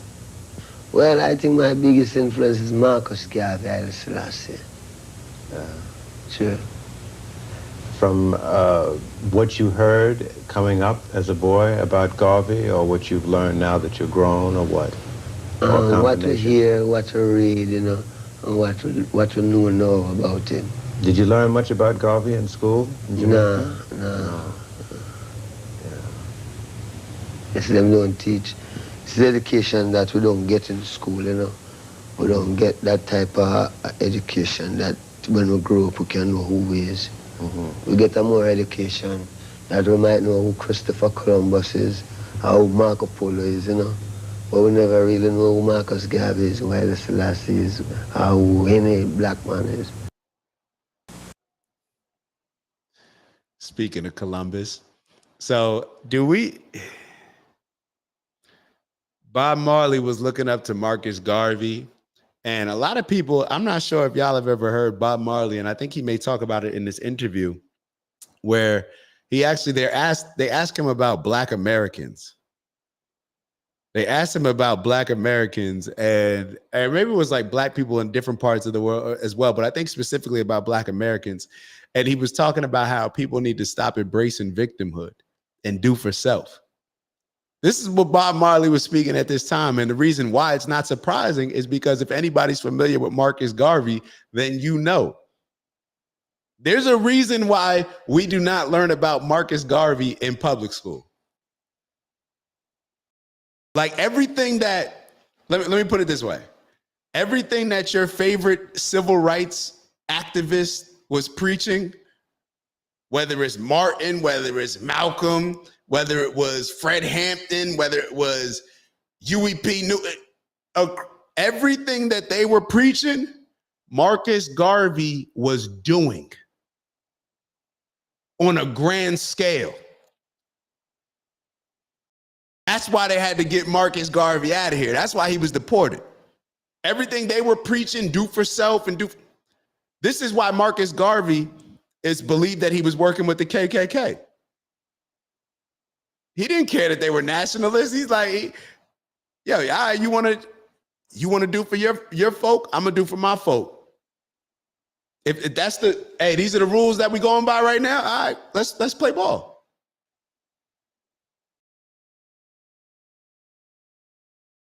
He adapted to the society that he was living in. Now, I'll be totally honest. I love Marcus Garvey's principles. And I love the things that he was able to do, bring unity, a lot of these different things. The mindset that I'm in, I would not, and I don't really know to what extent he was just focusing on. I know he's a Pan-African, or if you listen to Dr. Umar, shout out to Dr. Umar. Yo, Dr. Umar's bank account, by the way, just got frozen. So if y'all want to cash app him, we'll look at that video soon too. But I just, y'all know how I am. I don't identify my group with race. I identify my group with who's aligns with my principles, morals, and values, period. But just to be clear, everything that those people, your favorite, Marcus Garvey was doing. There's a reason why Marcus Garvey is not taught the same way that they looked at Malcolm X and the CIA or the FBI, whichever one was working with that nation, working with the Nation of Islam, or however you see fit. I don't know, whatever, in order to try to get Malcolm out of here. When J. Edgar Hoover, I believe it was, said that they had a fear of Malcolm becoming the next Black Messiah. If you think that Malcolm X was going to be the next Black Messiah, who died broke. Now, Malcolm X was gifted when it came to being an orator, but Marcus Garvey was on a different level. Just to be clear, and y'all know Malcolm that's my favorite, that's my guy. Let's keep going. Were you born as a Rasta? Or how did that evolve? Well, I figure now I was born, you know, and when born and growing, there was a certain amount of consciousness in myself that, you know, it was always a lonely world, not finding people who might think like me, you know. Yeah. Not to say that I think so different, but because this consciousness about God and the people who come from is more Christian, you know. We always try to stand up on the right. But we used to find out now that one church quarreling against the next church, and I figure I never want any of that, you know. I never want really enter into the thing where this one I fight against that one and everybody talking about God still. So after going on and coming up, you know, the thing that was there get more stronger. Come to Kingston, meet some more people. Them people is Rasta. You talk to them and find out it's the same thing I have inside. It's the same thing. How old were you when this started to happen? This is about 17, 18, you know. I find out that the same thing when I deal with the same thing where the Rasta man talk about. So that is how I could identify myself as a Rasta. By not changing, you know. Now, what happened when you went back home and told your family what you had found? Oh, I never have a home to go back to. No? No. Where we from, everybody gone, you know. Everybody gone. Everybody living in America, some living in Kingston, everybody gone. So, never really have a home, not that much, although we used to have a home before grandfather died, you know. But after grandfather died, everything get crashed. So, you know. So you came to Kingston, and that's where it began to happen? Yeah. Where did you live in Kingston? What part? East. I call it East Kingston. Out near the east. Yeah. And then we go up a place named Oxford Street, you know, down to Spanish Town Road, down to then up to Trenchtown. Yes. So for a long time, things were kind of lean. Well, yes, thing was kind of lean as can. It leaves to what is your expectation anyhow, do you know? To me, it was lean, but I could understand it because coming from the country, where you learn to do things like, you don't learn to depend on family and all of that, you know. You go out and you plant your own corn, and you watch the corn grow. When corn grow, you pick your own corn, you know what I mean? Yes. All of them fruits on them tree, you can get them, you know? So... It's a little different, though, in town. Yeah. You know, you got to do different things to eat, eh? Well, when you're in cities, a whole different ball game, you know. Right. People have to go to work, catch the bus. You know, the country, all day, you go for the donkey, and you ride the donkey to the farm, and you're cool, you know. Right. In the city, people hustle, catch the bus, go to work, get off of work, come back home, you know. So it was a different thing up there. I know a little bit about Jamaica, and I understand in Kingston, Trenchtown is a rough part of town. How did you survive? Well, while living in Trenchtown, you know, as a young man, surviving was easy. The only thing you'd have to really look out for was the police, you know. Because the police could just get you, frame you, you go to prison, and because you come from Trenchtown, you know, Trenchtown's from them say, where you from? It's a Trenchtown. You're gone. You know, you get shipped out. You know, a lot of people are confused about what a Rasta really is and have a very negative image of the Rasta. Tell us what a Rasta is. See, Christ promised that he will return within 2,000 years, you know, and him say when him come, he will be the King of Kings, the Lord of Lords, the conquering Lion of Judah, through the lineage of King Solomon and King David. Now, my life have great meaning to me. So I really search to find out if God is here. When I search, I look in at Ethiopia. I look all about, looking at Germany, you know, because I'm not prejudiced. I look for God. I looking at Ethiopia, I say, one man stand up with these names, Emperor Haile Selassie, name King of Kings, Lord of Lords, conqueror. And just so y'all, I'm not sure if you guys are familiar or can understand, he's talking about Haile Selassie. So Haile Selassie, he was who the Rastas believe, and his name was Ras. So that's why they go by Rastafarian. But he's what, you know, when you hear certain people talk about like King of Kings, Jesus, he's what Bob Marley and the rest of the Rastas believe as the reincarnation of Christ. So they are Christians, or let me not say they're Christians. They do go by the Bible. They do go by the Bible, and I believe it would be appropriate to say that they're Christ-like. But yeah, I guess we'll let him explain it. I ain't got to explain it. Line of Judah, through the lineage of King Solomon and King David, written in the Bible. One of my things is that the Bible, them say that King James edit the Bible. Now, my understanding is that King James edited the Bible. I don't think he would edit it for the benefit of black people. So when the revelation turned out that Haile Selassie is the King of Kings and the Lord of Lords, coming straight through the lineage of King Solomon and King David, then, you know, we really know that this is the Christ return. Because we know in this world, yeah, when the white man edit it, he wouldn't edit it in our behalf. You know, he would have more edit it to make it look like England going to be the big thing. But in the last days, they'll prove out that is Ethiopia, Haile Selassie, you know, and Haile Selassie's name is Rasta. So we are called Rastas, you know, called by his name. And then it's a lot of things. We go as far as saying, him say when him return and you call upon him, now this is God, him say when him return and you call upon him, your mother and your father will forsake you. Now, we know that if you call upon the Catholics, them embrace you. You call upon the Church of God, them embrace you. Any religion you call upon, you might get embraced. The only religion them push you off from is Rasta. But that just make the truth more real, because them say, when you call upon my name, your mother and your father will forsake you. And that is why today you hear Rasta get so much bad name. It's not because Rasta do anything bad, but it's because how the prophecy go with it. When if your mother and your father will forsake you, just imagine people who don't even know you.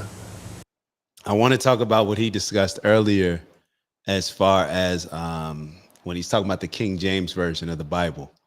And this is what I've talked about earlier as far as indoctrination, where here you had this King James Version that was, and I just looked it up.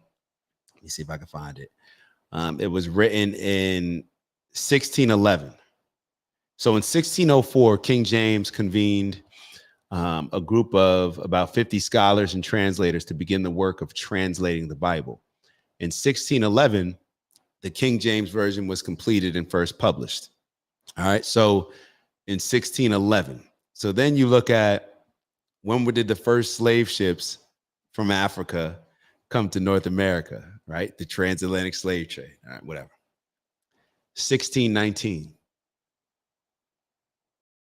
And none other than down the street from where I went to school at, literally down the street, on the same street in Jamestown, Virginia.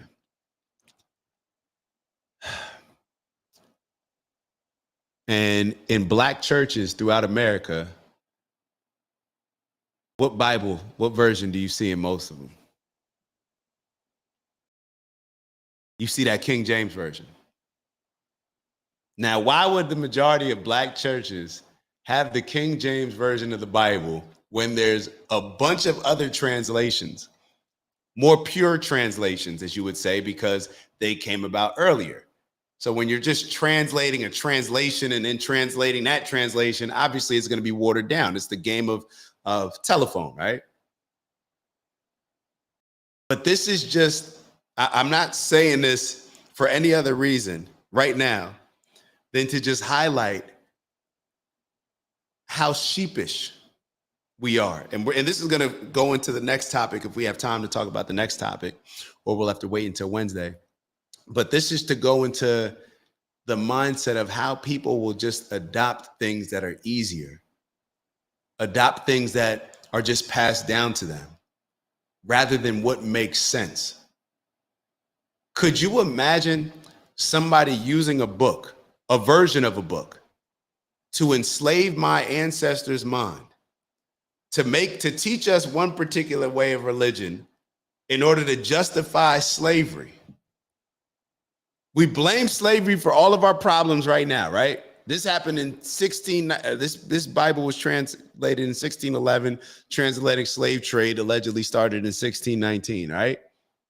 It's 2025. We blame slavery for everything, but then we go to church and use the same translation of the book and how it was changed in order to align with Europeans enslaving indigenous people, black people in America.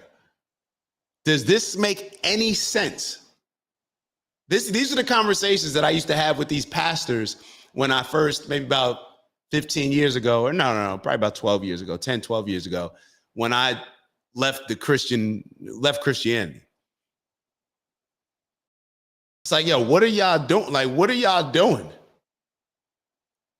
And you know what really set it off for me, and I think I've told y'all this story before, is I sat down with a white pastor.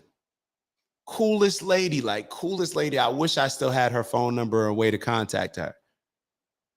And she explained to me how Christianity is taught differently to this day and has always been taught differently in white churches to white people as far as how it's taught to black people, to convince black people to be more obedient and from a servitude standpoint in order to what?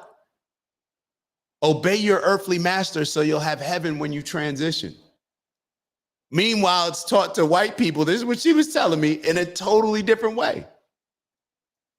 But black churches still embrace this, it's a nigga mentality, bro. I can't describe it as anything else. To have the King James Version in your, like, this makes no sense. Yo, it's crazy. It is crazy. Imagine pledging your life to something that was used to enslave your ancestors, and then you don't even read the whole book. You only listen to passages out of it, which is, I think, something that Bob Marley is getting ready to talk about, which is he's like, yo, let's continue with the interview. But I think I'm not sure if it's this interview. I told you I've been watching a lot of Bob Marley interviews, but he talks about how we read the Bible in America and we read it with different passages. And it's a book. It's supposed to be read from the beginning. We've already discussed this. Oh, man. It's going to be a tough battle getting out of this ignorant state. You know what I mean? Well, in most religions, you go to church on Sunday, and you may go to a Bible class once or twice during the week, and that's it. Yeah. Is it pretty much basically the same in Rasta, or is it more involved? No, what we say now, we say that the man is the church. The Bible is there. But what we find out now is that a lot of people read the Bible, but them don't understand the Bible because the approach to the Bible is wrong. I mean, there's no way you can read a book. You just take up a book and just read it in the middle and figure you can find out what was happening from the beginning to the middle. The Bible is a whole book with a whole tradition in it. And from them read to Genesis to Revelation, the whole truth of the whole straight road with the overstanding is there. You know? So it's not to say, well then, we just go church and do like the other Christian. We know that the man is a church, you know? Because you just can't overthrow the truth, you know? We, our people, have our roots. When we search for it, we find it in a Rasta. Because we don't see, there's no other way, we don't see no other way. It's Rasta we find the roots in there, you know? How do you? So now we're seeing, this is why the Rastafarian faith was looked at how it was looked at, in my opinion. Could you imagine Bob Marley using his influence to spread this type of, like, that's dangerous to some people. That compromises some people's power. You start having Bob Marley come in here, start talking like this, making sense. Because we don't see, there's no other way, we don't see no other way. It's Rasta we find the roots in there, you know? How do you handle fame? I handle fame by not being famous. Come on, you know you're a famous man. Nah, I mean, you know, not to me. No? Not to me. Not famous to me. Some people get drunk off of fame. See, I learned from he was coming in, from I just started music. You know, the people them want me. Them show me say, hey, this game is a game where if you don't mind sharp, you lose your consciousness. You lose your consciousness. So, the only way you can lose your consciousness is because if you figure say you're getting, some people say, Ray, your head might get swell. Right. And if your head swell, that's it. So, you know, really don't keep my head in a bandage that it can't swell. True. How do you handle the women that come at you in droves? People have visions. All right, so we're gonna pause on this interview, and we're gonna move to and I feel bad that we watched the whole damn Matt Walsh and then only watch a bit of Bob Marley, but it's all good. It's all good. It's I think Bob Marley speaks powerful enough to where we may not necessarily need to hear as much from him to understand and to take heed to some of the things that he's preaching, because he is definitely preaching. All right, let's not in the pastor preaching way, you know, like real preaching way. All right, so I want us to look at this, and let me go to my notes too, because I had a few different notes on it, and show you this incident that occurred in Cincinnati. So I'll show you very quickly what the incident is.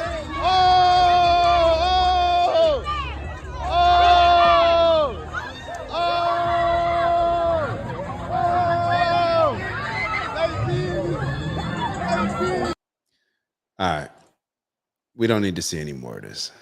It's a violent situation. And this is the story where they were saying, like, why hasn't this been covered in mainstream media? Whereas if it was reversed and it was a group of white people jumping on a black person, it would be in mainstream media covered. So I want to go through this. So Grok, if you're not familiar with it, that's X's version of AI, artificial intelligence. So this lady, like how I go on ChatGPT, Grok is for X. So take a look at this. It says, "Hi, Grok. Why hasn't the mainstream media covered the news story about this assault by mob in Cincinnati, Ohio?" Let me make sure y'all are seeing it. All right. The incident, a brutal group assault on 2 victims in downtown Cincinnati on July 26, has local coverage, but none from national mainstream outlets like CNN or New York Times as of July 27th, likely due to recency, but patterns suggest media often downplay black on white violence to avoid racial narratives. FBI data shows crimes are common yet underreported compared to reverse cases. So the lady asked Grok, to follow up on your last point, does mainstream media downplay crimes against white people in general, or just when there is a white victim and black offender? And then another guy asked Grok, were any, hold on, I don't think that they got a, wait, hold on. I'm sorry. So this is the reply, I guess. Hold on. So Grok wrote, media analysts, media analysis shows mainstream outlets downplay black on black white crimes, or black, my fault, I'm a little behind. Downplay black on white crimes more than crimes against whites generally. Studies, for example, Entman indicate overcoverage of white victims when offenders are black, but national stories often avoid racial angles to prevent stereotyping. FBI data reveals black on white homicides outnumber reverse 4-1, yet receive less attention than comparable cases. The selective reporting skews public perception. So this lady continues to ask questions. She said, why does this media choose to skew public perception like this? Media skews coverage to avoid reinforcing racial stereotypes, per studies like Entman's, prioritizing narratives of systemic bias over raw crime stats. For example, FBI shows black on white violence 4 times more common, yet less highlighted. This fits ideological goals, but distorts reality, as conservative critiques note, favoring white victim stories only when offenders fit oppressor profiles. This is very concerning. You're saying that not only is the media hiding newsworthy stories from the public, but that they're doing so because of political bias.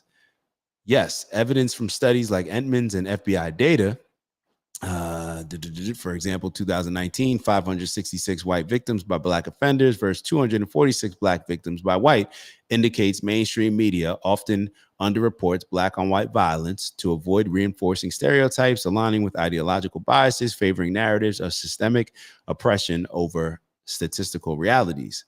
This selective coverage distorts public understanding. And then they go on to a couple different other things. So as I was reading this, I'm sitting here thinking, like, how are people going to interpret this type of data? How are people going to interpret this type of data? And I had a couple different thoughts on it. Now, if I was, I think, hold on, let me go back. I believe she's a white lady. She looked like a white lady.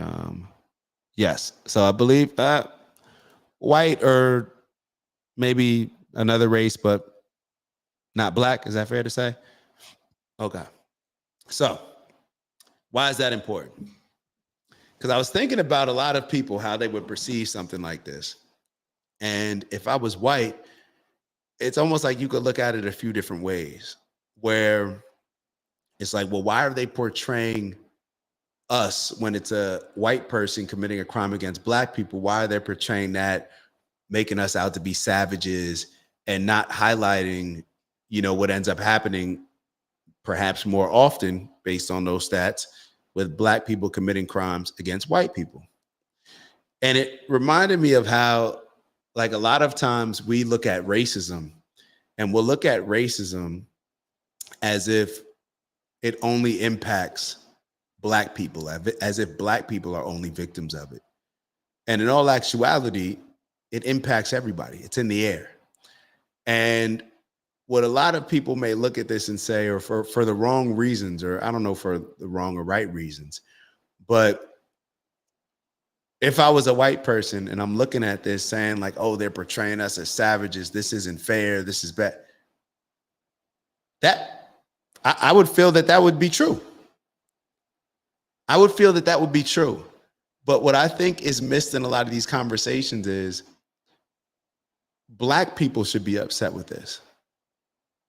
Black people should be upset with them continuing to push this narrative of white people committing crimes against black people and that being highlighted and shown in the mainstream news outlets compared to the opposite. But see, this is the same reason why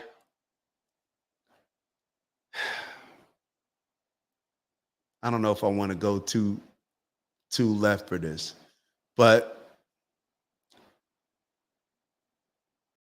symbolism. Let me not go where I was going to go. The symbolism, and why I said black people should be upset, is because what ends up happening is it forces us to see ourselves as victims. It forces us to see ourselves as being abused, as something always happening to us. It's not a very empowering stance. Even if the white people are upset and saying like, you know what, this is portraying us as savages, I totally understand. I can empathize with that. But in this world that we live in right now, not to say that one is better than the other, or it's better to be seen as this world that we live in right now, I'd almost, I see how, and I can't say that I almost would rather be seen as a savage than a victim, because I don't believe that. Both are just, I don't want to be seen as either. But when we look around at society and what has happened to a lot of our country and black people, is there's been an embracing of victimhood. Remember how I said we still talking about how slavery impacts us to this day, but then we'll open up the King James Bible and not understand that connection and draw that correlation?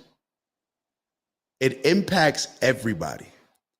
Whether we're talking about what's going on in the Middle East and people being killed, because it's like when you commit atrocities against a certain group of people, it does not just impact that group of people. What it also does, it impacts your mind. It creates, in my opinion, a demonic mindset. It's almost like when you got, I've heard about, watched certain documentaries about people who let's say the snipers, or people even in the hood that are killing people, but these military snipers who are doing the killing, that messes them up mentally for years to come. So in a lot of ways, we'll only look at, and I only was bringing this up to bring up the fact to use this situation and story to highlight that we don't always look at how things are impacted on both sides. How Matt Walsh could have the mindset that he has because of how things were impacted, how this viciousness and savage nature also obviously played a role in impacting him to where he can't even look at a situation and say, damn, this is not godly. Forget what laws were here based on, oh, did they have a government? What was the law? What was the, oh, no, you could just conquer everything? How long has religion been around? How long has it said thou shalt not kill? How long has it had these commandments? But we just push those to the side when it comes to us doing things for self and us prioritizing ourselves and becoming our own God.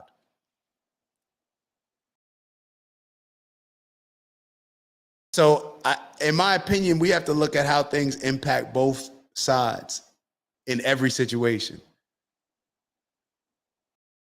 And perhaps I didn't draw the connection as well as I should have. So my apologies for that. But I hope you guys are understanding exactly what I'm saying. Like the person who does the killing, they are impacted as well. Not just the type of people that are the ones on the receiving end. So, and then Steve wrote, this type of thing drives division and the feeling of helplessness, just as it always has. They run the same play. No need to throw the ball when running it up the middle works every time. That's so Steve always comes in and saves me and does a good job of a great job of putting my thoughts into words. This is exactly what happens. They just push narratives. They push narratives and they control us with narratives. And this is why I'm assuming what you said earlier, as far as when you said every time you get blue balls almost, because every time you think that we're going to hit that rock bottom, they throw another play there.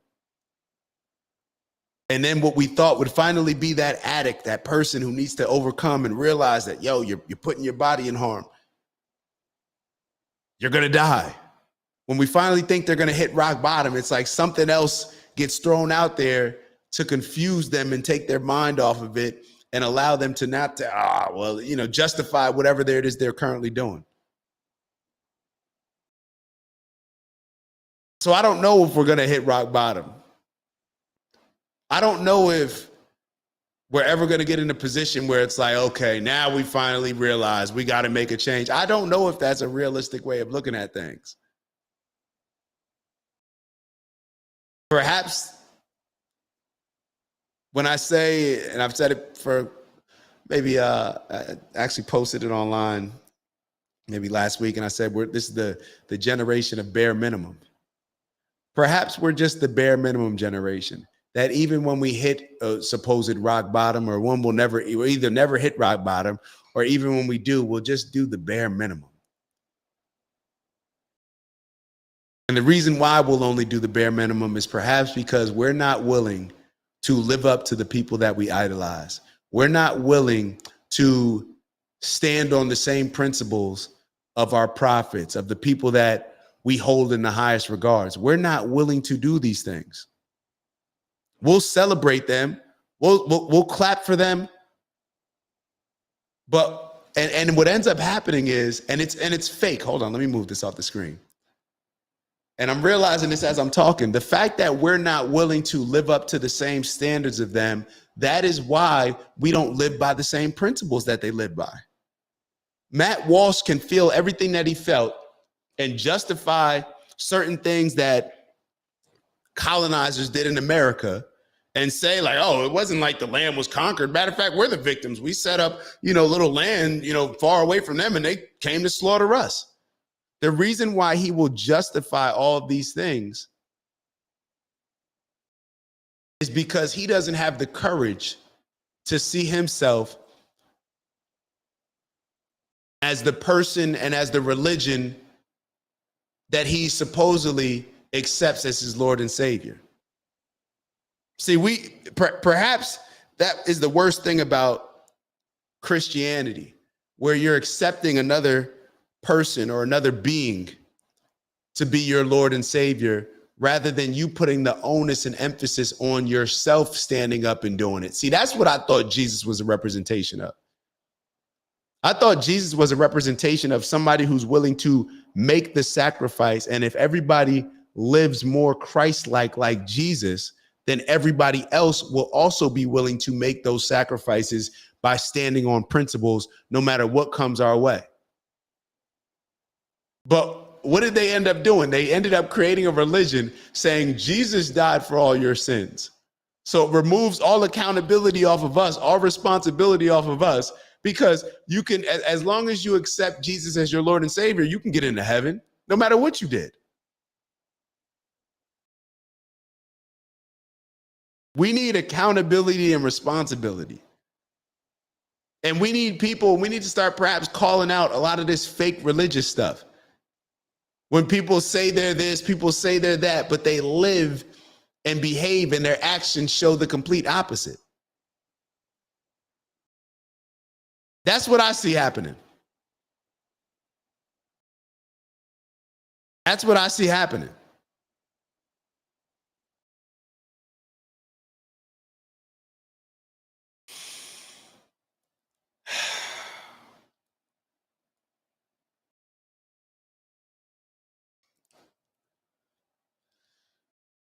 Sometimes looking at this stuff, it's hard to have a positive outlook on things, but that's all we have to.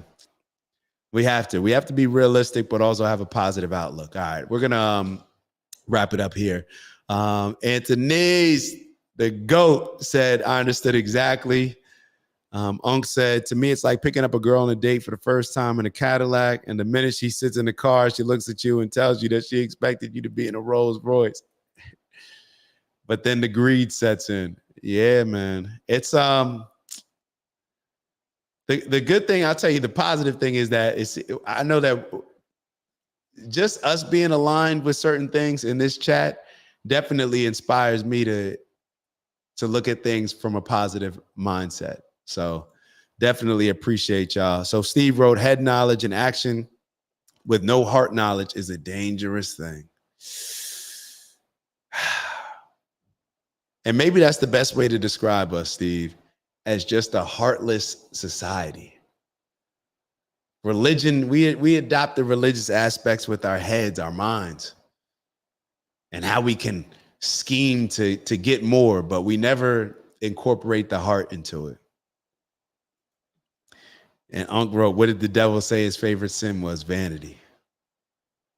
See, Unc, I'm gonna have to check. I'm gonna have to look that up. All right, let's wrap this up. It's 10:10. I'm gonna let y'all get out of here. Y'all know what we do at the end of every show, every convo.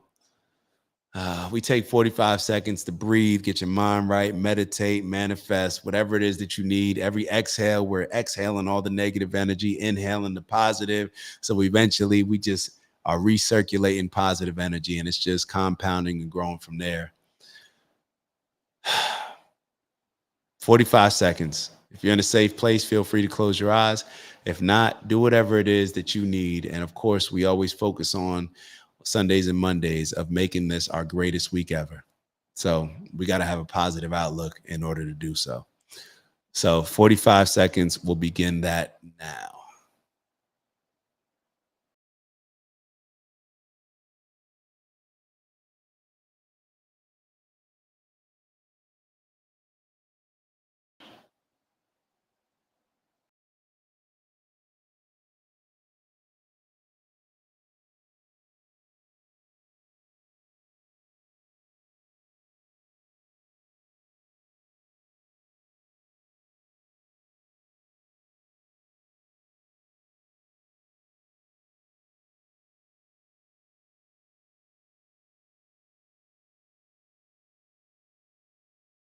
All right, one last exhale. Any remaining negative energy is out. Yeah, and that inhale positive energy, man. Y'all know what we come here to do. Elevate on purpose, both from an intentional standpoint, challenging ourselves to raise our standards to become the best leaders we can become, as well as challenging ourselves in order to grow into the people that we need to grow into to accomplish these outlandish, what people may consider arrogant and obnoxious goals that we know we're built for. Because of what? Because we're willing to sacrifice. We're willing to buy into the mindset of the people that we hold in the highest regards. All right. So strength and honor, onward and upward. Y'all make sure y'all get into that bag. All right. That's all the things throughout the week. We set the standard. We set the tone for the week. This is going to be our greatest week. So we got to make sure we're doing all the things throughout the week in order to Friday, Saturday, have a chance to compete and bring that to fruition. And when we say get to that bag, that's all the little things throughout the week, throughout the hour, throughout the day, throughout the week, throughout the month, throughout the year, that are going to make sure that we're aligned with achieving that purpose that we're deciding, right? Our personal legend, and striving for purposeful abundance and making sure that we're on the proper trajectory to get there. So on that note, you decide what's in your bag, the things that I focus on in my bag: peace, love, happiness, health, wealth, and in everything we do, integrity. Anthony said, yes, my week is off to a great start. Oh, Anthony, hype me up. Hype me up. Appreciate you. Peace, love to all. Remember what they say. Stay away from people that are dumber than you. Unk knowledge. Unk fact. That's an unk fact. Oh, my God. Unk is hilarious. Steve wrote, I think that people that think like us are the majority. The powers that be just don't want us to think that is the case. Your brand is a light in the perceived darkness, my friend. Bro, big bro, I appreciate that.